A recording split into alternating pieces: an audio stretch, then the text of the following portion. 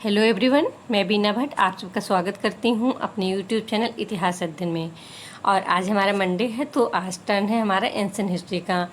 Ancient history से अभी क्या है कि पिछले वीक तक हमने ने लास्ट वीक में देखा था, तो मौर्य डायनेस्टी से देखा था। अभी जो हमारा है वो लेटर मौर्य से होगा, जिसमें कि आपका 200 ईसा पूर्व से 300 ईसा पूर्व तक के हिस्ट्री में जैसे आप देखते हैं कि सुंग वंश, आपके सातवाहना वंश या आपका ये वाकाटक वंश, इसके साथ साथ में इक्ष्वाकु वंश, अन्य जो भी हैं उनसे प्लस जो आपके उस समय पे इंडो ग्रीक शासक थे, इंडो यूनानियों का आक्रमण हुआ या यूनानी शासक आए या शक हैं, पहलव हैं, इन सब से संबंधित जो मोस्ट इम्पॉर्टेंट क्वेश्चन है उसको हम इसमें इंक्लूड करेंगे। तो आज के मॉक टेस्ट में जैसे कि इधर हमारा 20 क्वेश्चन का होता है, तो उसी तरह से 20 क्वेश्चन का है, और इससे जो इम्पोर्टेंट क्वेश्चन होंगे उसको हम अगले मॉक टेस्ट में देखेंगे। फिर हम देखेंगे आपका जो गुप्त डायनेस्टी, जिससे कि बहुत ही इम्पोर्टेंट चैप्टर होता है, जैसे कि मौर्य काल है आपका, गुप्त है या इंडस, ये सब क्या है कि नेट जेआरएफ इन सब के एग्ज़ाम के पॉइंट ऑफ व्यू से बहुत ही इंपॉर्टेंट चैप्टर होते हैं, तो उससे संबंधित क्वेश्चन देखेंगे। तो चलिए लेट ना करते हुए हम स्टार्ट करते हैं आज का मॉक टेस्ट। आज के मॉक टेस्ट का पहला क्वेश्चन है, सुंग वंश से संबंधित सही कथन को चुने। यहाँ पूछ रहा आपसे कि सुंग वंश से संबंधित सही कथन को चुने। तो जैसे कि हमने पहले भी कहा कि आप जब भी करिए तो इस चीज़ को नोटिस करिए, पूछ क्या रहा। कभी कभी कथन में हो जाता कि सत्य असत्य, सही कथन के चुने, या जो कथन सही नहीं है उसे चुने, ऐसा करके जो रहता है, तो उसमें इस चीज़ को पहले से आप पहले देख लिया करिए कि पूछ क्या रहा है। तो इसमें पूछा है कि सही कथन को चुने। हम कथन देखते हैं कि इस काल को वैदिक प्रतिक्रिया एवं वैदिक पुनर्जागरण का काल माना जाता है। ये सारी चीज़ें सुंग काल के संबंधित है जैसा। और पतंजलि के महाभाष्य में वर्णित है कि यवन, साकेत, पांचाल, मथुरा जीतते हुए कुसुम ध्वज तक आ पहुँचे थे। यवन जो थे वो साकेत, मथुरा, पांचाल जीतते हुए कुसुम ध्वज तक आ चुके थे। कुसुम ध्वज जो कि उस समय पाटलिपुत्र का नाम था। फिर आपका कहता है कि कथन सी में कि कालिदास के अनुसार धारणे के पुत्र वसुमित्र के द्वारा यवनों की हार हुई वर, और वजिराज जो कि अश्वघोष का घोड़ा को कहा गया, वजिराज घर वापस आया। अब यहाँ पे अगर आप देखें कि आपसे पूछ रहा है कि कौन सा सही कथन मतलब चुनना है आपको, तो यहाँ पे आप देखें कि आपके सामने ऑप्शन है कूट में कि ए बी, बी सी, ए सी या ए बी सी तीनों। तो इसका सही उत्तर है ए और सी। अब यहाँ ए सी है, क्यों है और बी क्यों नहीं है? तो देखिए पतंजलि के महाभाष्य में वर्णित है जो वह है कि साकेत एवं मध्यमिका, जो कि उसमें चित्तौड़ का उन्होंने नाम दिया है कि यवनों ने साकेत एवं मध्यमिका को चित्तौड़ को रौंद डाला था। परंतु ये जो चीज़ है आपके सामने कि साकेत, पांचाल, मथुरा को जीतते हुए यवन कुसुम ध्वज तक आ पहुँचे, तो यह जो चीज़ है वो गार्गी संहिता के युग पुराण में बताया गया है, ऐसा वर्णित है। तो यहाँ पे आपसे पतंजलि से संबंधित अगर ये चीज़ होता कि साकेत मध्यमिका को यवनों ने रौंद डाला था, तब आपको पतंजलि से होगा। पर यहाँ पे साकेत, यवनों ने साकेत, पांचाल, मथुरा जीतते हुए कुसुम ध्वज तक आ पहुँचे, तो ये कथन आपका यहाँ पे सही नहीं है, क्योंकि ये जो है आपका गार्गी संहिता के युग पुराण में मिलता है। अब हम देखेंगे क्वेश्चन नंबर 2। क्वेश्चन नंबर 2 में है कि सातवाहनों की प्रारंभिक राजधानी थी। सही चुनना है, इसमें भी आपका है कि सही चुने। तो पहला क्या है कि सातवाहनों की प्रारंभिक राजधानी, आपका यहाँ पे मिसप्रिंट है थोड़ा सा, तो देख लीजिए। इसमें है कि सातवाहनों की प्रारंभिक राजधानी यहाँ पे धरणकोट, यहाँ पे धरणकोट, तो धरणीकोट था। धरणीकोट जो है आपका वह उस समय में क्या कहते हैं अमरावती को बोला जाता था। और कहीं कहीं पे आपका धान्य कटक भी होगा, तो धान्य कटक या आप कहिए तो धरणीकोट, ये दोनों आपका क्या है अमरावती का प्राचीन नाम था। तो जो सातवाहनों की प्रारंभिक राजधानी थी वह धान्य कटक थी, अमरावती थी। सातकर्णी प्रथम के समय में राजधानी प्रतिष्ठान हो गई। फिर आपका बी कथन कि इस वंश का हाल जो था, इस वंश का 17वां शासक था, जो एक कवि भी था। फिर नाना घाट अभिलेख में से ज्ञात होता कि सातकर्णी प्रथम ने 2 अश्वमेध यज्ञ एवं 1 राजसूय यज्ञ किया था। तो यहाँ पे जैसा आप देख रहे हैं कि आपका बी कथन भी सही है। हाल जो है इस वंश का, सातवाहन वंश का 17वां शासक था, जो कि एक कवि भी था, और उसके दरबार में कातंत्र के लेखक सर्ववर्मन एवं बृहत कथा के लेखक गुहाड़ थे। लीलावती के लेखक पालित एवं पोटिस भी रहते थे।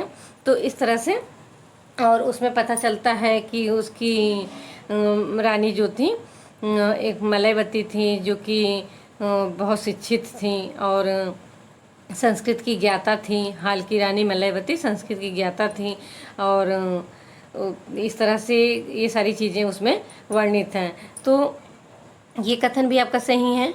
और ये है कि सातवाहनों की प्रारंभिक राजधानी थी सातकर्णी, धरणीकोट या धान्यकटक या अमरावती कहिए, और सातकर्णी के प्रथम के समय में यह राजधानी प्रतिष्ठानपुर हो गई। ये भी आपका सही है। अब यहाँ पे जो तीसरा कथन है कि नानाघट अभिलेख से ज्ञात होता कि सातकर्णी प्रथम 2 अश्वमेध यज्ञ एवं 1 राजसूय यज्ञ किया था, और कुल मिलाकर उसने 18 यज्ञ संपन्न किए हैं। यह हमें किससे पता चलता है? नाना घाट लेख से। तो यहाँ पे देखा जाए तो आपका सही उत्तर है ए बी सी, सभी सही हैं। तो यहाँ पे था सही चुने। तो आपके सामने जैसे कि कूट में था कि ए बी, बी सी, ए सी या ए बी सी, तो आपका तीनों कथन सही है। तो इसका सही उत्तर आपका होगा ए बी सी।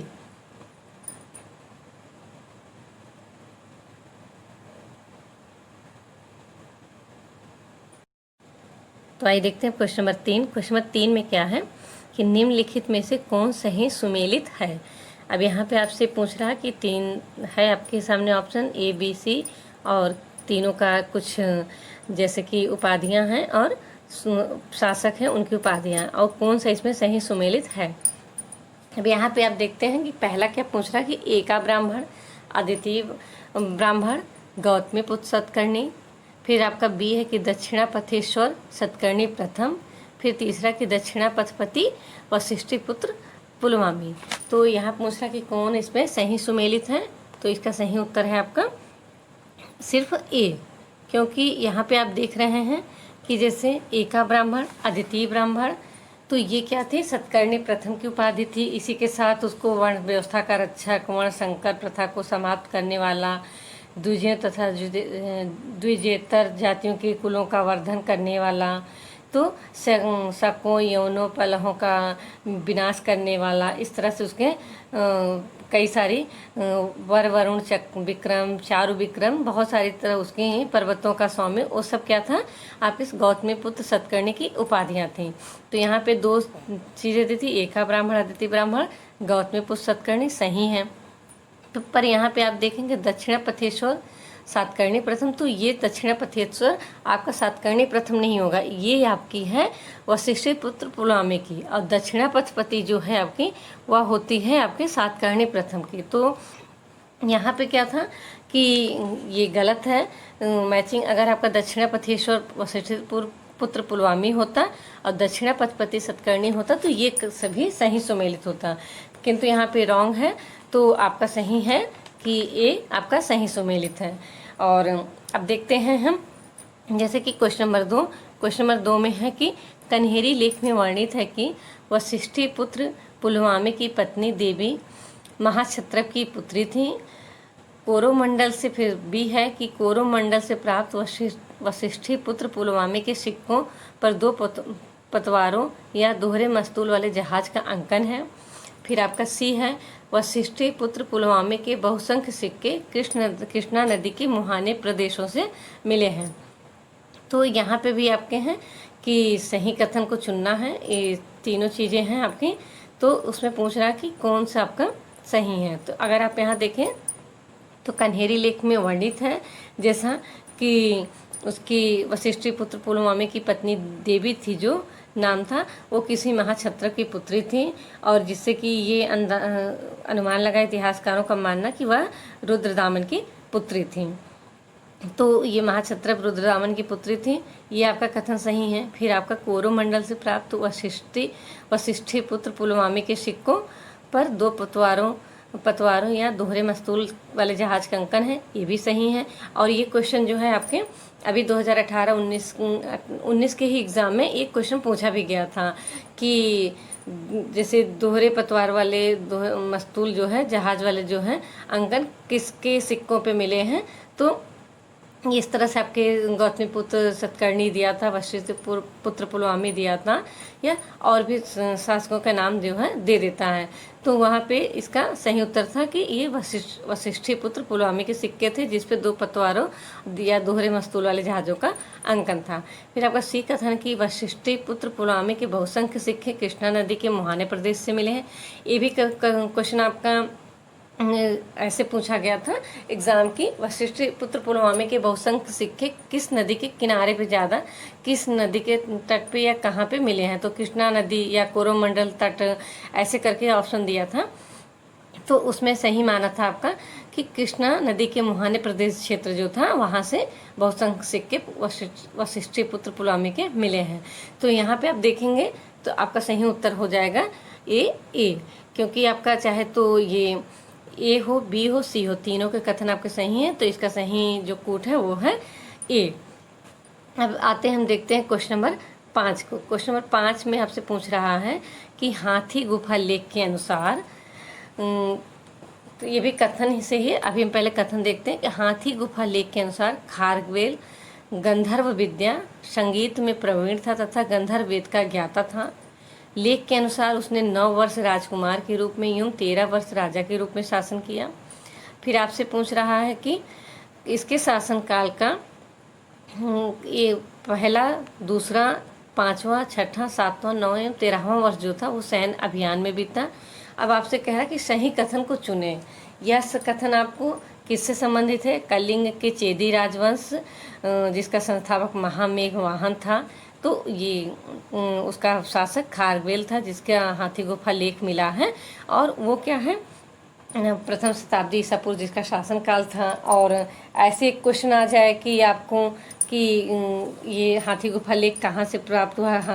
खारवेल की जो प्रशस्ति है तो उड़ीसा के पुरी जिला में जो उदयगिरी खंडगिरी की पहाड़ियों पर गुफा संख्या 14 है, वहाँ से लेख उसका प्राप्त हुआ है। तो अब हम देखते हैं कि यहाँ पे पूछ रहा है कि कौन सा कथन, सही कथन को चुने। तो यहाँ पे आप देखेंगे तो इसका सही कथन है आपका ये आपका 4, ऑप्शन नंबर 4, जिसमें है कि ए और बी सही हैं। क्योंकि जैसे कि हम जानते हैं इसके अभिलेखों से इसके इस प्रशस्ति से पता चलता है कि उसने क्या कहते हैं, वहाँ खारवेल जो था गंधर्व विद्या संगीत में प्रवीण था तथा गंधर्व वेद का ज्ञाता था। लेख के अनुसार ही उसने 9 वर्ष राजकुमार के रूप में, 13 वर्ष राजा के रूप में, तो उसके जो राजा के रूप में 13 वर्षों का शासन है उसका विस्तृत विवरण क्या कहते हैं इसमें हाथी गुफा लेख में मिलता है। हाँ, ये है कि यह एक बिना तिथि का है, जिसपे ये नहीं लिखा गया कि किस सन में इसको उत्कीर्ण किया गया था या किस सदी में किया गया था, शताब्दी में। तो ये चीज़ आपको नहीं मिलती है, परंतु उसके शासन के 13 वर्ष का पूरा क्रमबद्ध विवरण मिलता है। तो जिसके अनुसार क्या था कि उसने अपने पहले शासन के पहले साल, तीसरे साल, 5वें साल, 6ठे साल, 7वें, 9वें और 13वें साल जो था वो सैन्य अभियान नहीं किया था। उसने क्या था, जनहित के कार्यों में खर्च किया था। इन सालों में उसने, जैसे शासन के पहले वर्ष में उसने क्या किया कि जो कलिंग था वह तूफान से विध्वंस हो गया, तो उसके पुनर्निर्माण करवाया, जिसमें 35 लाख मुद्रा का खर्च करके उसने 35 लाख प्रजा का मनोरंजन किया। और इसी के आधार पर कहा जाता है कि ये जो है जनसंख्या, इस लेख से जनगणना के साथ भी मिलता है, जिसमें वो कहता है कि 35 लाख मुद्रा के द्वारा खर्च करके उसने 35 लाख प्रजा का मनोरंजन किया। फिर आपके देखते हैं कि तीसरे साल में उसने अपनी राजधानी में संगीत, वाद, नृत्य आदि का अभिनय द्वारा एक उत्सव मनाया था। क्योंकि दूसरे वर्ष जो है उसने खारवेल ने सैन्य अभियान किया था, जिसमें उसने दक्षिण के कर्णवा वेदा नदी, कृष्णा वेग गंगा नदी को तक पहुंच गया था। और उसमें आपका ये परास्त होने वाला जो शासक था वो था सातवाहन शासक सातकर्णी प्रथम। तो इसने क्या है कि पहले साल तो इसने कलिंग के जो विध्वंस हुआ था, जो उसका निर्माण करवाया और इतने सारी चीज़ बताता है। 35 लाख मुद्रा खर्च कर 35 लाख प्रजा का हमने मनोरंजन किया। फिर दूसरे में क्या है, उस कहता है कि दूसरा साल जो उसका था वो उसने सैन्य अभियान में, और उसी सैन्य अभियान के तीसरे वर्ष क्या है कि उसने संगीत वाद नृत्य के द्वारा भारी उत्सव मनाया था अपने राज्य में। फिर चौथे वर्ष क्या है कि वो फिर आपका सैन्य अभियान करता है, जिसमें कोई बरार के भोज को, खानदेश के रठिकों आदि को पराजित करने का उसका उल्लेख मिलता है। फिर आता है वो 5वें साल, तो 5वें साल फिर वहाँ राजधानी में एक नहर का विस्तार करवाता है और कहता कि यह नहर जो कि 300 वर्ष पूर्व नंद राजा महापद्म ने बनवाया था और वहाँ से क्या कहते हैं उसका मैंने निर्माण कराया है। इसी का आधार पे इतिहासकार ये भी करते हैं कि 300 ईसा पूर्व वो कह रहा है। तो अगर महापद्म नंद का शासन काल देखते हैं तो उसी से लगता है, अनुमान लगाते हैं इतिहासकार कि इसका जो शासन काल था वो प्रथम शताब्दी ईसा पूर्व रहा होगा। तो इस तरह से फिर उसने 6ठे वर्ष क्या कहते हैं लाखों मुद्राओं के बराबर राजकीय करों को छोड़ दिया, हाथी और कर। अभी एक क्वेश्चन एग्जाम में बना था कि किस वर्ष का उपलब्धियां जो हैं उसमें हाथी गुफा लेक के किस वर्ष की उपलब्धियां जो हैं क्षतिग्रस्त हो गई हैं। तो 7वें वर्ष की जो उपलब्धियां हैं वो जो उसमें उत्कीर्ण कराई थी प्रशस्ति में, वो कहते क्षतिग्रस्त हो गई हैं। किंतु उसी वर्ष जो साक्ष्य मिले हैं उसके आधार पर इतिहासकार को मानना है कि 7वें वर्ष ही खारगेल को संतान की प्राप्ति हुई थी। तो इस तरह से देखा जाए तो उसने अपने शासन काल में जो है आपका पहला, तीसरा, 5वां, 6ठा, 7वां, 9, 13वां वर्ष उसने सैन्य अभियान नहीं करके उसने क्या कहते हैं इसको जनहित कार्यों में लगाया था। वहीं पे आप देखें तो दूसरा, अब इसके बाद आप देख सकते हैं कि 13 वर्ष के बीच में आए तो दूसरा हो गया, आपका चौथा हो गया या आपका 8वां हो गया, फिर 10वां, 11वां, 12वां जो था उसने सैन्य अभियान में बिताया था। तो अब हम आते हैं क्वेश्चन नंबर 5 आपके 6 पे। क्वेश्चन नंबर 6 में हम देखते हैं वाकाटकों के सिक्कों पर यमुना की आकृति का अंकन है, यही उनका राज्य चिन्ह है। फिर आपसे कह रहा है कि इस वंश का शासक प्रवरसेन प्रथम ने 4 अश्वमेध यज्ञ, 1 वाजपेयी यज्ञ किया, वाजीमेध यज्ञ आदि समेत 7 सोम यज्ञों को संपन्न किया था। फिर आपसे कहता है कि तीसरा है कि सी में है कथन कि इस वंश का रुद्रसेन द्वितीय भारशिव नागवंश की कन्या से उत्पन्न संतान था, इसी कारण उसे भावनाग दोहित्र कहा गया है। तो अब आपके सामने जैसा कि आप देख रहे हैं कि एक पहला कथन जो है वो आपका सही है कि ये जो है वाटकों के सिक्कों पर यमुना की आकृति का अंकन है और यही उनका राज्य चिन्ह था। फिर आपका दूसरा आप देखते हैं कि इस वंश का शासक प्रवरसेन प्रथम ने 4 अश्वमेध यज्ञ, 1 वाजपेयी यज्ञ और समेत वाजीमेध यज्ञ आदि 7 सोम यज्ञों को संपन्न किया था। तो ये कथन भी आपका सही है। फिर आपसे कह रहा है कि तीसरा क्या है कि इस वंश का शासक रुद्रसेन द्वितीय भारशिव भवनाग की कन्या से उत्पन्न संतान था, इसी कारण उसे भवनाग दोहित्र कहा गया है। तो ये कथन आपका अब यहाँ कोर्ट में पूछा कौन सा कथन असत्य है, तो ए है, बी है, सी है या कोई नहीं। तो इसका सही उत्तर है आपका सी। ये जो है ये कथन आपका सही नहीं है, क्योंकि जो रुद्रसेन प्रथम था वह क्या कहते हैं भारशिव भवनाग की कन्या से उत्पन्न संतान था और इसी कारण उसे भवनाग दोहित्र कहा जाता था।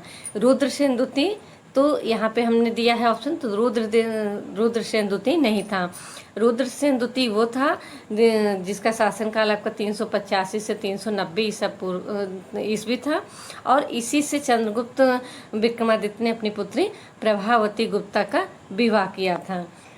तो इस कारण से यहाँ पे क्या है कि रुद्रसेन द्वितीय से संबंधित एक कथन है, इसलिए ये कथन आपका सही नहीं है। तो यहाँ पे आपसे कथन असत्य पूछा था तो आपका सी कथन असत्य है। यहाँ अगर रुद्रसेन प्रथम दिया होता तो यह कथन भी आपका सत्य होता। तो अब हम आते हैं, देखते हैं क्वेश्चन नंबर 7 पर। क्वेश्चन नंबर 7 है कि किस हिंद एवं, तो आइए देखें क्वेश्चन नंबर 7। क्वेश्चन नंबर 7 में है कि निम्नलिखित कथन किस हिंद एवं शासक से संबंधित है। यहाँ पे आपको कथन है, उसको आपके कथन के अनुसार आपको बताना कि किस शासक से यह कथन संबंधित है। स्ट्रैबो के अनुसार उसने सिकंदर से भी अधिक प्रदेश जीते थे। प्लूटार्क के अनुसार उसकी मृत्यु शिविर में हुई थी। वह कहता है, स्वयं वह हिंदुस्तान शासक कहता है कि यदि मैं इसी समय भिक्षु हो जाऊं तो मैं अधिक समय तक जीवित नहीं रह सकूंगा, क्योंकि मेरे शत्रुओं की संख्या अधिक है। अब यहाँ पे आप देखें तो आपसे पूछा है कि किस हिंद एवं शासक से संबंधित, तो यहाँ पे ऑप्शन में है मिनांडर, एंटियालक्रिड्स या डिमेट्रियस। तो इसका सही उत्तर है आपका मिंडार। यह कथन जो है वो मिंडार से स्ट्रैबो के अनुसार उसने सिकंदर से भी अधिक प्रदेश यहाँ जीते थे। और इस जैसे कि प्लूटार्क के अनुसार कि उसकी मृत्यु जो हुई थी वह उसके शिविर में हुई थी, गंगा नदी की घाटी में युद्ध करते हुए वह जब घायल हुआ था तो उसी समय उसका शिविर में उसकी मृत्यु हो गई थी। फिर डेमेट्रियस है, तो आपका ये जो ऑप्शन है कि वह कहता कि यदि मैं इसी समय भिक्षु हो जाऊं तो मैं अधिक समय तक जीवित नहीं रहूँगा, तो ये भी आपका मिनांडर से है, क्योंकि हम जानते ग्रंथ है, पाली ग्रंथ है मिलिंद पन्हु, तो मिनांडर को क्या है, मिलिंद भी कहा जाता है। और उसमें ही उसके बारे में है जिसमें उसमें नागसेन बौद्ध भिक्षु और इसके बीच में जो वार्तालाप हुआ है उसका जानकारी मिलती है। तो ऐसे भी पूछ लेता है कि मिलिंद पन्हु किस ग्रीक शासक से संबंधित है, तो आपका होगा मिनांडर। या मिलिंद पन्हु किस तरह का ग्रंथ है, पाली ग्रंथ, संस्कृत ऐसे देगा तो पाली ग्रंथ है। और उसी में पता चलता है हमें कि नाग और किस पे वार्तालाप पे, तो मिनांडर एवं नागसेन जो बौद्ध भिक्षु थे उसके बीच में। और इसने क्या है कि नागसेन से बौद्ध दीक्षा ली थी, तो उसी पे उसने कहा था, वाद विवाद के पश्चात ही बौद्ध धर्म को स्वीकार किया था। तो स्वीकार करने से पहले वो कहता है कि अगर मैं क्या कहते इसी समय भिक्षु हो जाऊं तो अधिक समय तक जीवित नहीं रहूंगा, क्योंकि मेरे शत्रुओं की संख्या अधिक है। जैसे कि हम जानते हैं कि बौद्ध धर्म में जो लोग बौद्ध धर्म ग्रहण कर लेते तो अहिंसा का पालन करते थे, तो उसका इसी पे कथन था कि अगर मैं ऐसा भी कर लूँ तो मेरे अभी अधिकतर समय तक जीवित नहीं होंगे, क्योंकि मेरे शत्रुओं की संख्या अधिक है। तो ये सभी कथन किससे संबंधित है, तो ये आपके संबंधित है हिंद एवं शासक आपका मिनांडर से। अब यहाँ पे आप देखें डिमेट्रियस भी, तो ये भी आपका क्या कहते हैं हिंद एवं शासक ही है। और डेमेट्रियस दो थे, डेमेट्रियस था एक ही, यूथिडेमस के बाद उसका पुत्र डेमेट्रियस शासक बनता है, और इस वंश को डेमेट्रियस या इसीलिए यूथिडेमस वंश भी कहते हैं। तो इस तरह से क्या कहते हैं उसमें डेमेट्रियस द्वितीय एक आता है। तो एक क्वेश्चन मेरा क्या कहते हैं आप लोग अभिलेखों पे देखेंगे, तो जैसा कि हिस्ट्री के सोर्स का जो सबसे पहला चैप्टर मैंने बनाया है, 7 वीडियो लगभग उसमें है, तो उसमें क्या है कि हिस्ट्री के सोर्स से संबंधित है।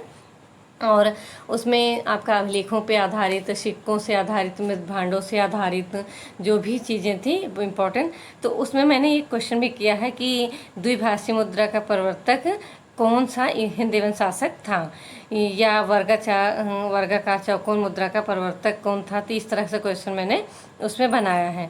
तो डेमेट्रियस द्वितीय जो था वो क्या कहते हैं आपका द्विभाषी मुद्रा का प्रवर्तक था। और इस तरह से देखा जाए तो ये वर्गाकार या चौकोर मुद्रा का प्रवर्तक एंटीमेकस था, प्रथम था। तो ये सारी चीज़ें आप उस वीडियो में देखें तो आपको एकदम क्लियर सारी चीज़ें समझाई गई हैं। क्योंकि अगर हिंद एवं शासक का देखा जाए इतिहास इन लोगों का, तो सिक्कों के आधार पर काफ़ी कुछ जानकारी मिलती है, तो उसमें इससे संबंधित भी क्वेश्चन अच्छे से हमने इंक्लूड किया है। अगर आप लोगों ने नहीं देखा है तो उस वीडियो की लिंक हम इसी वीडियो के डिस्क्रिप्शन बॉक्स में दे देंगे, तो प्लीज़ आप लोग उस वीडियो को भी देख लीजिएगा। तो अभिलेखों से आधारित आपका जो जो क्वेश्चन है या मृत भांडों से या सिक्कों से, तो वहाँ पे आपको उस पूरे प्लेलिस्ट में आपको सभी तरह के क्वेश्चन मिल जाएंगे वीडियो। अब आइए हम देखते हैं यहाँ पे एंटियालक्रिड्स का, तो इसका भी आप देखेंगे। तो जैसा कि आप पढ़ते होंगे कि आपका भगवत धर्म से पहला अभिलेखी साक्ष्य है जो आपका बेशनगर का गरुड़ स्तंभ लेख है। तो एंटियालक्रिड्स का ही वो क्या कहते हैं राजदूत था, जो शुंग शासक भागवत के विदिशा दरबार में आया था, और हेलोडेरस जिसने इसको उत्कीर्ण करवाया था। तो ये उस समय क्या कहते हैं वहाँ का शासक था, कहाँ का, उस समय इसका तक्षशिला का शासक था, वहीं से उसने अपना राजदूत भेजा था। किसके दरबार में? शुंग शासक भागभद्र के दरबार में, जहाँ की उसने वेशनगर गरुड़ स्तंभ उत्कीर्ण करवाया था। किसने? हेलियोडोरस ने। अब यहाँ पे ऑडियोमेट्रियस से हमने क्वेश्चन देख ही लिया, और अब हम आते हैं क्वेश्चन नंबर आपके 8 पे। क्वेश्चन नंबर 8 है कि भ्रष्ट राज प्रतिष्ठापक, गद्य पद्य काव्य विद्या में प्रवीण, व्याकरण, राजनीति, संगीत, तर्कशास्त्र का पंडित कहा गया है। अब जैसा कि यहाँ पे आप भ्रष्ट राज्य प्रतिष्ठापक पूछ रहा है, तो यहाँ पे उसके बाद आपसे कह रहा है कि गद्य पद्य काव्य विद्या में प्रवीण था, व्याकरण, राजनीति, संगीत, तर्कशास्त्र का ज्ञाता था, पंडित था। तो यहाँ पे आपका है कि निम्नलिखित कथन आपका किस शासक से संबंधित है? तो आपके सामने ऑप्शन है गौतमी पुत्र सतकर्णी, खारवेल या रुद्रदामन। तो यहाँ पे आप देखेंगे कि ये सारे जो चीज़ें हैं वो आपका रुद्रदामन से हैं। तो रुद्रदामन जो कि एक शासक था, और शासकों का जो छाहराज शासक थे जिनका एक वंश था कारदमक, तो उन्हीं की शाखा से था ये। और इसका जो एक अभिलेख है आपका जूनागढ़ अभिलेख, तो उसमें ही ये सारी चीज़ें हमें पता चलती हैं कि उसे भ्रष्ट राज प्रतिष्ठापक और गद्य पद्य काव्य विद्या में प्रवीण, व्याकरण, राजनीति और संगीत, तर्कशास्त्र का पंडित उसे कहा गया है। तो यह कथन किससे संबंधित है? आपका रुद्रदामन से। अब हम देखते हैं क्वेश्चन नंबर आपका 9। क्वेश्चन नंबर 9 में है कि निम्नलिखित कौन सा कथन कुषाणों के संदर्भ में सही नहीं है? पूछ क्या रहा है कि निम्नलिखित कौन सा कथन कुषाण शासकों के संबंध में सही है। यहाँ पे पूछ रहा है आपसे आप कि कौन संदर्भ में सही है कथन। तो पहले कथन देखते हैं कि कुजुल कटफिसस ने कश्मीर, काबुल एवं गंधार को जीतकर महाराजा धीराज की उपाधि धारण की थी। फिर आपसे दूसरा है कि कुषाणों के द्वारा प्रथम अंतर्राष्ट्रीय साम्राज्य की स्थापना की गई थी। फिर तीसरा है कि बिम कटफिसस के सिंहासन पर आसीन मूर्ति मार्च से प्राप्त हुई है। तो यहाँ पे आप देखेंगे कि आपका सही उत्तर है जो वह है आपका ए, क्योंकि यहाँ पे आप 3 कथन हैं, 3 के तीनों सही हैं। कुजुल कटफिसस जो था, या कटफिसस प्रथम कहिए, तो वो क्या था कि उसने कश्मीर, जिसे उसके अभिलेखों में जीबिन कहा गया है, तो काबुल एवं कंधार को जीतकर महाराजा धीराज की उपाधि धारण की थी। और उसके क्या है, सिक्कों पर अंतिम शासक यूनानी शासक जो था हर्मियस की आकृति थी। तो प्रारंभ में वह हर्मियस का जो है सामंत रूप में था, तो इसलिए एक तरफ वो अपने लेख, एक तरफ क्या कहते हैं यूनानी शासक का किया था। किंतु बाद में उसने जब कश्मीर, काबुल एवं कांधार को जीत लिया तो महाराजा धीराज की उपाधि धारण किया। यह कथन आपका सही है। फिर कुषाणों के द्वारा अंतर्राष्ट्रीय साम्राज्य की स्थापना की गई थी, तो यह कथन भी सही है, क्योंकि कनिष्क प्रथम के द्वारा हम देखते हैं कि जैसे कि उसने ट्रांस मध्य एशिया तक में अपने राज्य का विस्तार किया, चीन के साथ युद्ध किया था, तो इस तरह से वह अंतर्राष्ट्रीय साम्राज्य की स्थापना की। फिर बिम कटफिसस के सिंहासन पे आसीन मूर्ति मार्च से प्राप्त हुई है, तो यह कथन भी आपका सही है। तो इस तरह से आपका सही उत्तर है ए, बी, सी। ये कथन, इसके संदर्भ में सभी कथन आपके सही हैं। अब हम देखते हैं क्वेश्चन नंबर 10। क्वेश्चन नंबर 10 में है कि कनिष्क की उपाधि देवपुत्र थी, जो कि उसने चीनी सम्राटों के अनुकरण कर धारण की थी। फिर आपका है कनिष्क की शैल प्रतिमा सुर्ख, कोटला एवं मार्च से प्राप्त हुई है। फिर आपका आता है कि शाहजी ढेरी के स्तूप से प्राप्त पुरावशेष से बुद्ध की आसनस्थ आकृति के साथ ब्रह्मा एवं इंद्र की आकृतियाँ भी मिली हैं। अब यहाँ पे कौन सा कथन आपका, इसमें से कौन सा कूट आपका सही है कि ए, बी, सी सभी सही हैं, या सिर्फ बी सही है, या ए, सी सही है, या आपका ए, बी सही है? तो इसका सही उत्तर है आपका ए, बी, सी आपका सभी सही हैं कि कनिष्क की उपाधि देवपुत्र थी, जो उसने चीनी सम्राटों के अनुकरण पर धारण की थी। कनिष्क की शैल प्रतिमा सुर्ख, कोटला और मार्च से मिली है। तो ऐसा क्या कहते हैं, ये क्वेश्चन आपका पूछा भी गया है नेट JRF के एग्ज़ाम में, 2019 का ही क्वेश्चन है कि पूछ लिया था कि कनिष्क की शैल प्रतिमा या उनके देवकुल, क्वेश्चन तो था कि कुषाणों के देवकुल कहाँ से मिले हैं। तो आपका जैसे कि सुर्ख, कोटला नहीं था, उसमें मार्ट था, और भी 3-4 नाम आपको दिया था, तो उसमें सही था आपका मार्ट। और देखा जाए तो सुर्ख कोटला से भी उसके देवकुल प्राप्त हुए हैं। तो वहाँ पे इसलिए मैंने क्वेश्चन में दोनों रखा है कि अगर आपको आंसर में जब भी ऑप्शन में सुर्ख कोटला हो माठ हो तो दोनों में ही सही होगा कि वहाँ से शैल प्रतिमा प्राप्त हुई है और जिसे देवकुल कहा जाता था उनका उसे दोनों जगह से ही प्राप्त हुआ है। फिर शाहजी ढेरी स्तूप के पास से पूरा अवशेष में जो बुद्ध की आसनस्थ आकृति है उसके साथ एक तरफ ब्रह्मा की एक तरफ इंद्र की आकृतियाँ मिली हैं, ये भी आपका सही है। तो आइए देखते हैं क्वेश्चन नंबर 11। क्वेश्चन नंबर 11 में है कि किस वंश में बुआ तथा चाची आदि की पुत्रियों के साथ विवाह करने की प्रथा थी। तो आपके है ऑप्शन जो है सालंकायन, इक्ष्वाकु या विष्णु कुंडिन। तो यहाँ पे पूछा है 3 वंश का नाम दिया है और पूछा है कि किसमें आपसे किस वंश में बुआ तथा चाची आदि की पुत्रियों से विवाह करने की प्रथा थी। तो इसका सही उत्तर है आपका इक्ष्वाकु वंश जो था जिसके संस्थापक श्री शांतमूल थे और इनकी राजधानी थी नागार्जुन कोंडा विजयपुरी और इनकी राजभाषा थी संस्कृत। तो इनमें क्या था कि अपनी बुआ एवं चाची आदि के पुत्रों से विवाह करने की प्रथा थी। इस तरह से एक क्वेश्चन बना था इसलिए मैंने इसमें पूछा है। और इस तरह से इनका एक चीज़ था कि जो इस वंश की एक विशेषता ये थी कि इसमें जो राजा लोग होते थे वो ज़्यादातर ब्राह्मण धर्म के अनुयायी थे, किंतु उनकी जो रानियां होती थी उनका झुकाव जो है बौद्ध धर्म की तरफ होता था। तो ऐसे भी पूछ लिया है इसमें क्वेश्चन एक बार बना था कि किस धर्म के अधिकांश राजा ब्राह्मण धर्म के अनुयायी थे किंतु उनकी रानियाँ जो हैं वह बौद्ध धर्म के अनुयायी थी। तो भी आपका इक्ष्वाकु वंश ही होगा। और जैसे कि इनसे संबंधित राजा थे श्री शांतमूल जिन्होंने इस वंश की स्थापना की थी और इनके जो है बारे में कहा जाता है कि इन्होंने अश्वमेध यज्ञ एवं वाजपेयी यज्ञ। तो जैसा कि हम जानते हैं कि हिस्ट्री में नेट जेआरएफ क्वेश्चन में ये जिन जिन राजाओं ने आपके अश्वमेध यज्ञ किया है, वाजपेयी यज्ञ किया है या वाजपेयी किया है, तो राजसूय यज्ञ, तो ये सारी चीज़ों से क्वेश्चन बनते हैं। कभी कभी 2-4 राजाओं का नाम देके भी ऐसे पूछ लेता कि किन किन लोगों ने किया है। तो इक्ष्वाकु वंश के थे श्री शांतमूल, उन्होंने भी किया था और इनकी हस्ती प्रकार तथा अश्व प्रकार के इन्होंने सिक्के भी चलाए थे। और इसके बाद इस वंश का माठरी पुत्र वीर पुरुष दत्त था, फिर शांतमूल द्वितीय था। इस तरह से इसके शासक थे। और इस श्री शांतमूल इसलिए भी इम्पोर्टेंट है कि इन्होंने एक तो अश्वमेध यज्ञ किया था, वाजपेयी इस वंश के संस्थापक भी थे। और इनका क्या कहते हैं इस वंश के शासकों ने क्या था कि सातवाहन शासकों के अनुकरण पे इक्ष्वाकु राजाओं ने भी शीर्षा की मुद्रा क्यों चलाई थी।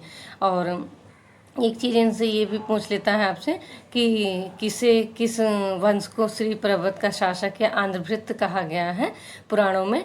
तो भी आपका यही क्वेश्चन आंसर होगा कि इक्ष्वाकु वंश को ही श्री पर्वत का शासक एवं आंध्रभृत्य, आंध्रों का नौकर, पुराणों में ये चीज़ इनके लिए कही गई है। तो आइए हम बढ़ते हैं, देखते हैं क्वेश्चन नंबर 12। क्वेश्चन नंबर 12 में पूछ रहा है आपको कि किस वंश के राजाओं की उपाधि सीजर एवं कैसर धारण की थी एवं 2 नई प्रथाओं अक्षयनीवी एवं देवकुल की प्रथा प्रारंभ की थी। तो आपके सामने ऑप्शन है शक शासकों ने, कुषाण शासकों ने या पहलो शासकों ने। तो यहाँ पे आप देखेंगे कि आपका सही उत्तर है इसका कुषाण शासकों ने। तो ये जो आपका है कि किस वंश के राजा ने, तो सीजर एवं कैसर की उपाधि धारण की तथा 2 नए प्रथाएं जो अक्षयनीवी थी और देवकुल की प्रथा, तो उससे उसकी क्या कहते हैं उन्होंने प्रारंभ की थी इन प्रथाओं का। तो इस तरह से आपका इसका सही होगा कुषाण। तो और कुषाण ये जो आपका है कि अक्षयनीवी तो एक प्रथा थी और ये आपका देवकुल, तो देवकुल से संबंधित भी क्वेश्चन क्या कहते हैं पूछा गया है आपका। तो जैसे देवकुल से संबंधित था कि कुषाणों को देवकुल कहाँ मिलते हैं, तो इनके जो अभी तक के मिले हैं तो था आपका एक ये सुर्ख कोटला और दूसरा था आपका यहाँ पे माठ जो मथुरा। तो वहाँ से क्या है इनके देवकुल की प्राप्ति आपको हुई है। और इतिहास में सुरकोटला जो कि अफ़गानिस्तान में पड़ता है और जैसा माठ बताया मथुरा से, यहाँ से क्या है आपको कनिष्क की शैल प्रतिमाएं और इनके देवकुल की प्राप्ति हुई है। और लगभग कहते हैं माठ, एक क्वेश्चन आया था कि कहाँ से का बंध सिर विहीन मूर्ति मिली है, तो वो भी आपका सही होगा माठ। वहाँ से बिम कटपिसस की भी आपको सिर विहीन मूर्ति मिली है। और ये आपके कनिष्क की भी वहाँ से मूर्ति जो है प्राप्त हुई और इसे ही देवकुल वहाँ पे जो है उनके राजाओं के आपको बनवा दिए जाते थे, जो मूर्तियाँ देवकुल स्थापित की जाती थी मूर्तियाँ, उसे कहते हैं। और अच्छेनी भी एक प्रथा थी न्याय, जिसे न्यास संपत्ति कहते थे, का अर्थ होता भू राजस्व का स्थायी दान। तो कुषाण युग के अभिलेखों में इसका प्रथम उल्लेख मिलता है और बाद में जाके गुप्त युग में यह जो प्रथा थी वो व्यापक हो जाती है। तो अच्छेनी भी देवकुल प्रथा किसके द्वारा, किन शासकों द्वारा की गई थी? आपका कुषाण शासकों द्वारा। अब आइए देखते हैं हम क्वेश्चन नंबर 13। क्वेश्चन नंबर 13 है कि किस वंश के शासक अपने को मानव गोत्रीय ब्राह्मण एवं हरिति का वंशज मानते थे? अब आपके सामने की जैसा क्वेश्चन है कि किस वंश के शासक अपने आप को ब्राह्मण मानव गोत्रीय ब्राह्मण एवं हरिति का वंशज मानते थे? आपके सामने ऑप्शन है कदम, इक्ष्वाकु या आपका विष्णु कुंडी। तो यहाँ इसका जो आपका सही उत्तर है वह है कदम। अब यहाँ पे देखें तो जैसे यहाँ पे आपका तो कदम दिया है, पर पुलकेशियन द्वितीय का जो वंश था आपका चालुक्य, पश्चिम बादामी के चालुक्य कहे जाते थे, वो भी अपने आप को मानव गोत्रीय ब्राह्मण एवं हरिति का वंशज मानते थे। तो अगर यहाँ पे जैसे आपका कदम है, अगर वहाँ पे दे तो 2-3 ऐसे शासक थे जिनके वंश के शासक जो थे अपने को मानव गोत्रीय एवं ब्राह्मण कहा है एवं हरिति का वंशज। तो एक तो आपका कदम हो गया, एक आपका हो गया बादामी के चालुक्य, और एक मुझे अभी याद नहीं है। तो अगर यहाँ पे ऑप्शन में कदम दिया है, अगर कदम ना हो आपका पश्चिमी ये आपका वातापी के चालुक्य भी दिया हो तो भी आपका सही होगा।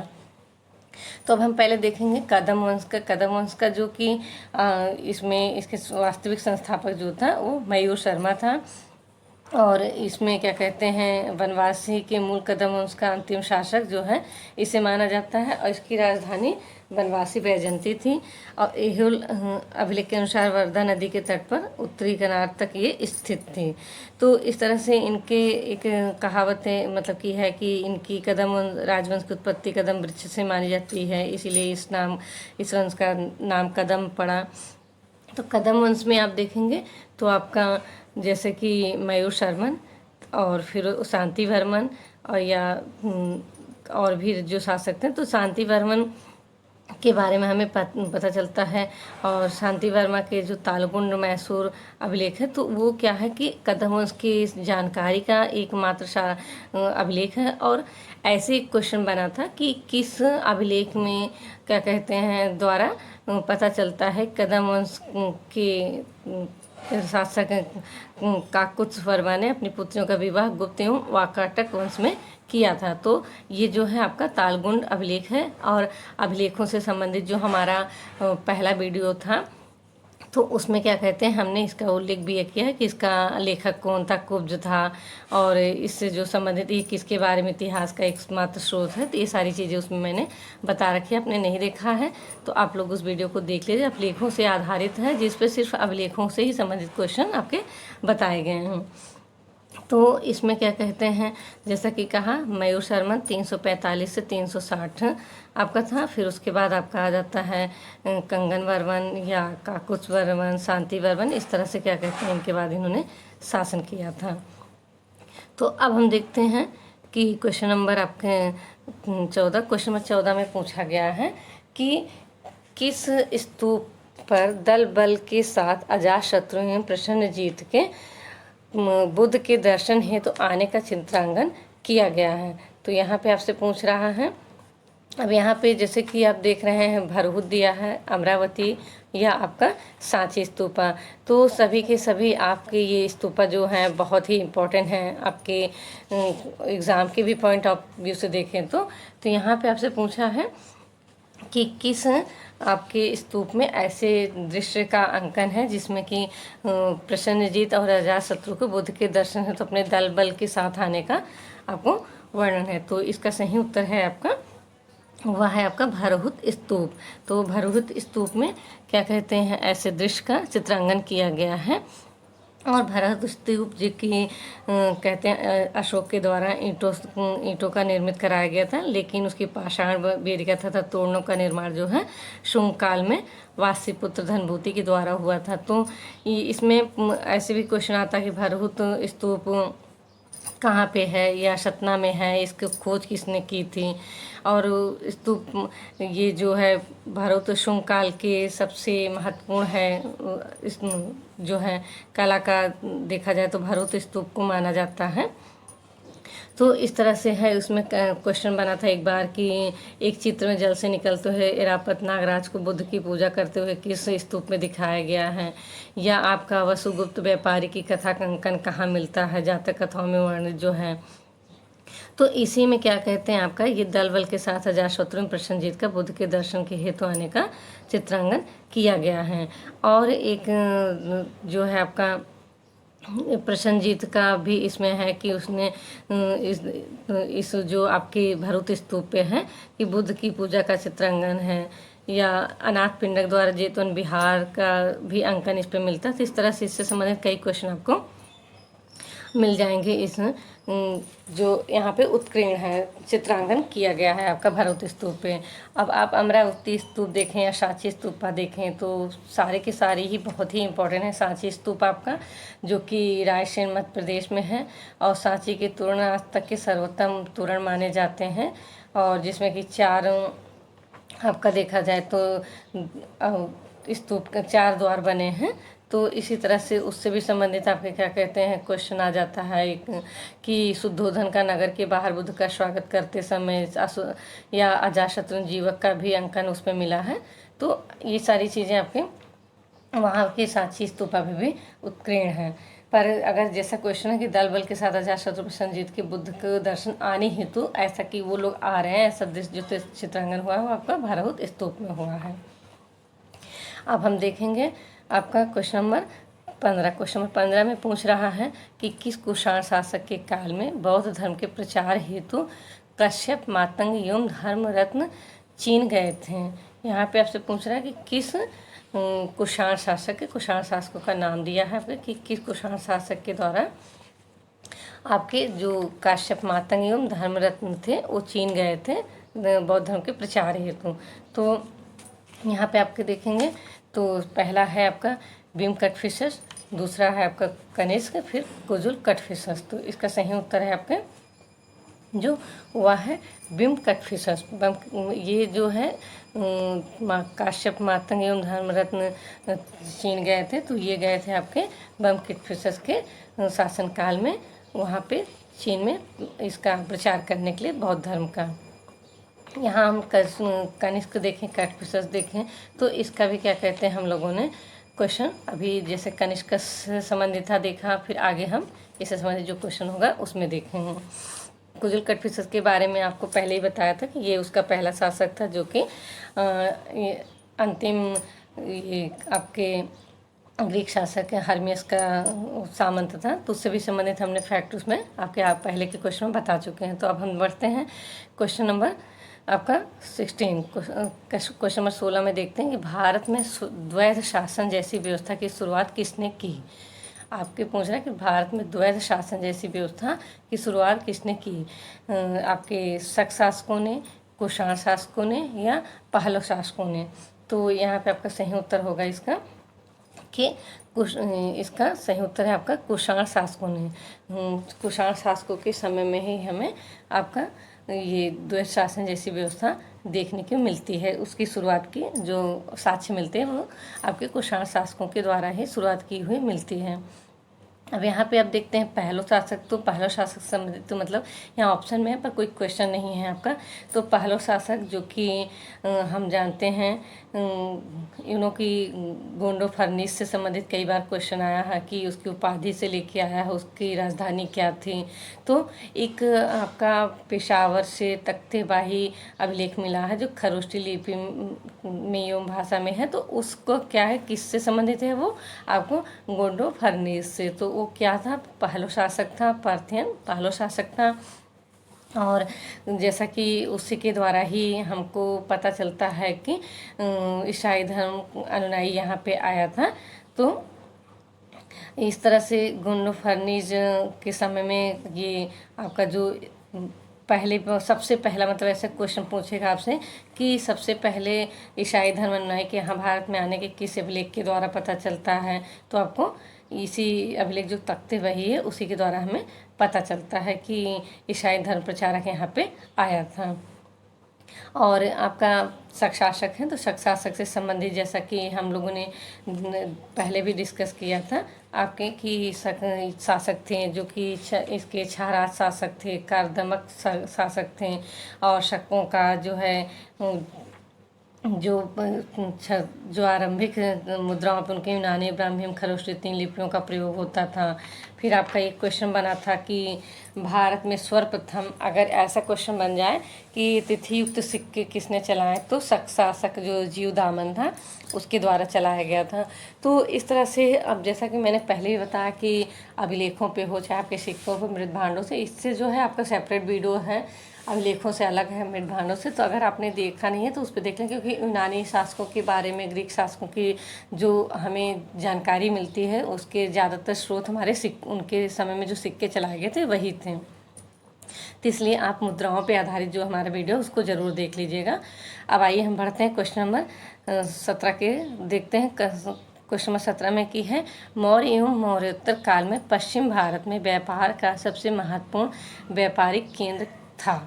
आपका ऑप्शन है भरुकच्छ, कल्याण या सुरपारक। तो इसका सही उत्तर है आपका जो है भरुकच्छ।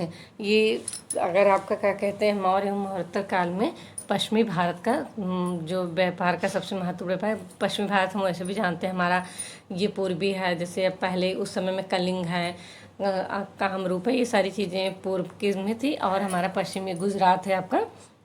तो जो वहाँ का ये भरुकच्छ सॉरी ये भरुकच्छ आपका क्या कहते हैं। तो आइए देखते हैं क्वेश्चन नंबर 17। क्वेश्चन नंबर 17 में है कि मौर्य एवं मौर्योत्तर काल में पश्चिम भारत में व्यापार का सबसे महत्वपूर्ण व्यापारिक केंद्र था। यहाँ पे आपसे पूछा है कि पहले नोटिस करें कि पश्चिमी भारत में पूछा है और सबसे महत्वपूर्ण व्यापारिक केंद्र। तो आपके सामने ऑप्शन जो है वो है भरुकच्छ, कल्याण या सुरपारक। तो इसका जो सही उत्तर है आपका वह है आपका ये भरुकच्छ। ये जो था सबसे महत्वपूर्ण व्यापारिक केंद्र था। और देखा जाए तो भड़ौच जिसे कहते हैं या भृगुकच्छ या भरुकच्छ, वह उस समय का सबसे प्रसिद्ध बंदरगाह भी था और आपका सबसे महत्वपूर्ण व्यापारिक केंद्र भी था। तो इस तरह से अगर देखा जाए, और यूनानियों ने जो है पेरिप्लस में जो है इसी को बेरीगाजा के नाम से उल्लेख किया है, जो कि पश्चिमी भारत का सर्वप्रथम सबसे महत्वपूर्ण ये आपका व्यापारिक मंडी भी थी और सबसे प्रसिद्ध बंदरगाह भी था। अब जैसे पश्चिमी में ही था, आपके पश्चिमी तट पर ही बाड़मेर में एक भड़ोच, सुरपारा या आपका कल्याण, ये सारे चीज़ क्या थे, ये सारे जो बंदरगाह थे वो आपके पश्चिमी तट के ही थे। किंतु जैसे आपके सामने यहाँ कल्याण भी दिया है, सुरपारक भी दिया है, और ये पूछ ले कि सबसे प्रसिद्ध बंदरगाह कौन था, तो आपका भृगुकच्छ था। और सबसे महत्वपूर्ण व्यापारिक मंडी थी तो वो भी आपकी भृगुकच्छ थी। और कल्याण, हाँ ये पूछ लेता है कि पश्चिमी भारत का सबसे प्राचीन बंदरगाह कौन सा था, तब आपका क्या कहते हैं, सबसे प्राचीन बंदरगाह पूछेगा तब आपका सुपारा था। और या पूछ लेगा कि सबसे बड़ा बंदरगाह, तो कल्याण जो था उस समय का सबसे बड़ा बंदरगाह था। और कहते हैं कि यहाँ विदेशी जहाज़ों के लंगर डालकर ठहरने का भी उल्लेख मिलता है। तो जैसा कहा कि आपसे पूछता है कि मौर्य मौर्योत्तर काल में पश्चिमी भारत में व्यापार का सबसे महत्वपूर्ण व्यापारिक केंद्र था, तो भृगुकच्छ था। या सबसे प्रसिद्ध बंदरगाह पूछेगा तो भृगुकच्छ था। और यहाँ पूछ लेता है आपसे कि सबसे प्राचीन बंदरगाह, तो आपका सुपारा था। सबसे बड़ा बंदरगाह पूछेगा तो आपका कल्याण था। या कहाँ पे विदेशी जहाज़ों के लंगर डाल के ठहरने का उल्लेख मिलता है प्रथम शताब्दी में, तो आपका इसमें भी कल्याण होगा। तो यहाँ पे 3 ऑप्शन है, तीनों के तीनों आपके पश्चिमी भारत से हैं जैसा, और तीनों से जो महत्वपूर्ण इम्पोर्टेंट था आपके लिए फैक्ट वो मैंने इसमें बता दिया कि अगर ऐसा पूछे कि प्राचीन तब सुपारा, सबसे बड़ा पूछे तो कल्याण, और सबसे प्रसिद्ध बंदरगाह तो आपका भरुकच्छ था। अब हम देखते हैं क्वेश्चन नंबर 18। क्वेश्चन नंबर 18 में पूछा है कि अश्वघोष, नागार्जुन, पार्श्व, चरक किसके दरबार से संबंधित थे। तो आपके सामने ऑप्शन है कनिष्क, रुद्रदामन, पुष्यमित्र, शुंग। तो इसका सही उत्तर है आपका कनिष्क। ये आपके अश्वघोष हो, नागार्जुन हो, पार्श्व हो या चरक, ये सभी कुषाण शासक कनिष्क के दरबार से संबंधित थे। और इन सबसे संबंधित क्या कहते हैं, अश्वघोष से भी संबंधित आपके नागार्जुन, इन सबसे चरक से, तो जिनकी चरक संहिता थी। और आपका ये देखा जाए तो आपके अश्वघोष थे जिनकी क्या कहते हैं विद्वानों ने तुलना मिल्टन, कांट एवं वाल्टेयर से की है। और इनकी बुद्ध चरित्र बहुत ही महत्वपूर्ण पुस्तक है। सौदरानंद है और आपका सारिपुत्र प्रकरण है। तो ये सारी चीज़ें इनकी बुक से हैं। नागार्जुन की भी आपसे पूछ लेता है प्रज्ञा पारमिता। तो ये सारी चीज़ें क्या हैं आपके। और एक आपसे यहाँ पे नहीं पूछा है, जैसे ऑप्शन में नहीं दिया है, तो वासुमित्र जो कि कनिष्क के द्वारा जो आपका ये चौथी बौद्ध संगति का आयोजन किया गया था कश्मीर के कुंडल वन में, तो उसके अध्यक्ष थे। और आपके अश्वघोष थे उस समय जो है वो उपाध्यक्ष थे। और एक क्वेश्चन आपसे पूछ लिया जाता संरक्षक कनिष्क के या पुरोहित पूछ लेता, कनिष्क का पुरोहित कौन था। तो यहाँ पे ये नाम नहीं है, परंतु संरक्षक था वो कनिष्क का पुरोहित था। और ये चरक जो थे उसके दरबार से संबंधित थे, जो कि चिकित्सा के थे, आयुर्वेद के थे। और ये आपके अश्वघोष जैसा कहा, इनकी बुद्ध चरित्र या आपका सौदानंद, सारिपुत्र प्रकरण इनकी पुस्तकें थी। नागार्जुन की प्रज्ञा पारमिता थी। तो इस तरह से क्या कहते हैं, या रस चिकित्सा के आविष्कार पूछ लेता है आपका, या आपसे पूछ लेता है माध्यमिक कारिका का वर्णन कहाँ मिलता है। नागार्जुन की जो प्रसिद्ध रचना है उसमें उसको कहा जाता है, और इसमें शून्यवाद का प्रतिपादन किया गया है। तो ये सारी चीज़ें हैं जो कि इनमें जो भी ऑप्शन में आपके चाहे चरक है, नागार्जुन है, पार्श्व हैं, इनसे है। और जैसा कहा कि संरक्षक कनिष्क के पुरोहित थे, या वासुमित्र नहीं दिया है इसमें, तो वो जो थे आपके इन जो चौथी बौद्ध संगति हुई थी उसके अध्यक्ष थे। तो अब हम देखते हैं क्वेश्चन नंबर आपका 9। तो अब देखते हैं क्वेश्चन नंबर 19। क्वेश्चन नंबर 19 है कि मनुस्मृति की रचना किस काल में हुई। आपके सामने ऑप्शन है शुंग काल में, सातवाहन काल में या मौर्य काल में। तो इसका सही उत्तर है आपका या शुंग काल में हुई। शुंग काल की रचना है। और अब जैसे हम देखते हैं कि यहाँ पे आपके मनुस्मृति से संबंधित बहुत सारे क्वेश्चन आते हैं कि मनुस्मृति में जैसे आपके कहा गया, पहले तो ये पूछ लेता है कि किस काल की रचना है, या फिर इसका अंग्रेजी अनुवाद क्या है, और किसे मानव धर्मशास्त्र भी कहा जाता है।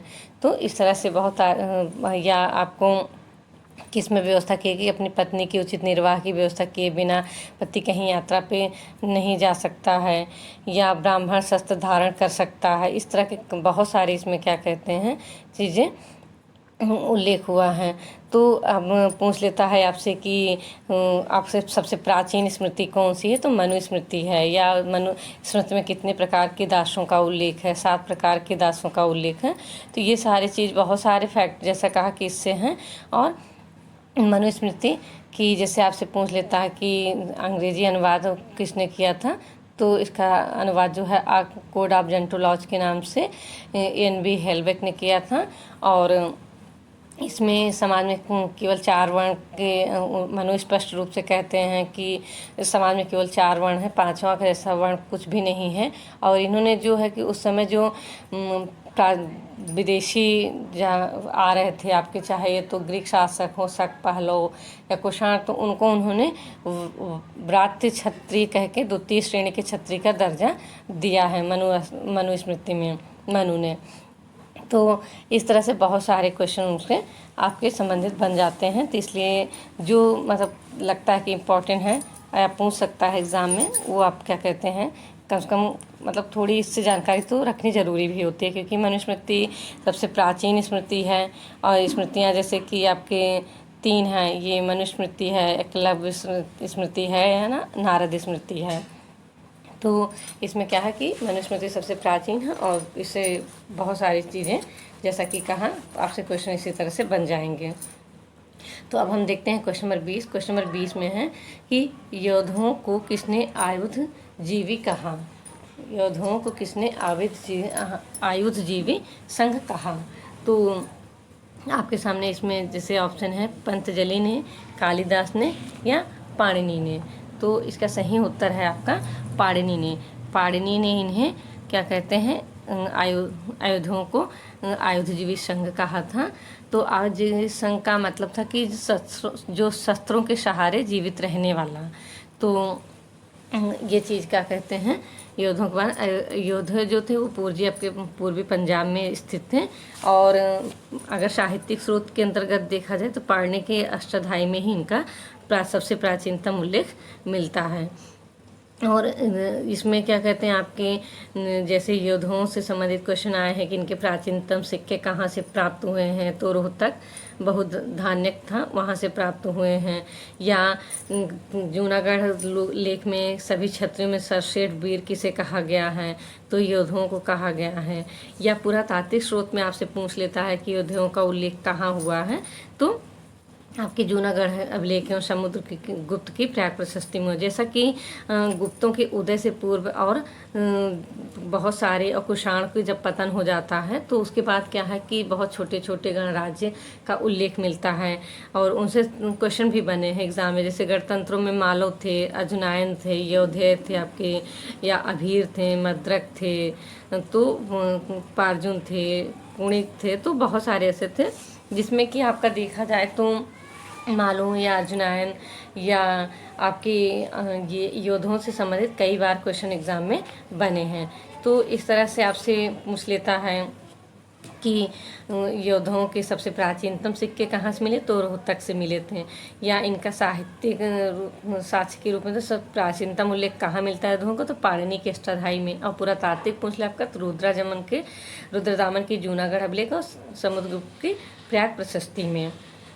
और यहाँ आपसे पूछ लेता है कि इनके योद्धों का साम्राज्य जो था किस नदी के लगभग तट के आसपास था। तो आपके इनका सतलज नदी के जो जोहियावार था वहाँ तक फैला था। या सुनीत से क्या अवधियों के सिक्के प्राप्त हुए हैं जिन पे बैल का प्रतीक एवं जय मंत्रधर लेख उत्कीर्ण हुआ। तो इस तरह से इनसे संबंधित क्या कहते हैं। या आपसे पूछ लेता है कि भारत का सबसे प्राचीन और सबसे बड़ा गणराज्य या जनपद कौन सा था। तब भी आपका क्या कहते हैं, योद्धों का ही है। यही सबसे प्राचीन और सबसे बड़े गणराज्य थे।